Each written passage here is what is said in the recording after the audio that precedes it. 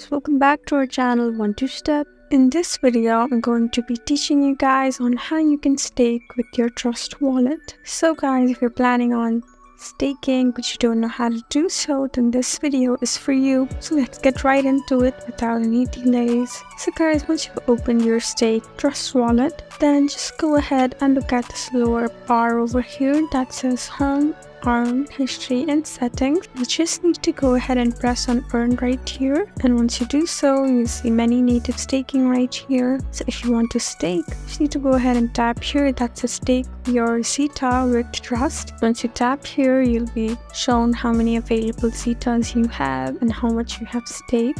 And there are also staking awards. So guys, it says the rate here and the lock time. So once you tap on Stake Now, you'll see this option that says Amount. Just write down the amount and tap on Stake Now, and you have successfully staked with your Trust wallet. So guys, there you go. That's how you stake with Trust wallet. I hope this video was helpful for you. If you found this video helpful, please leave us a like and drop us a comment down below.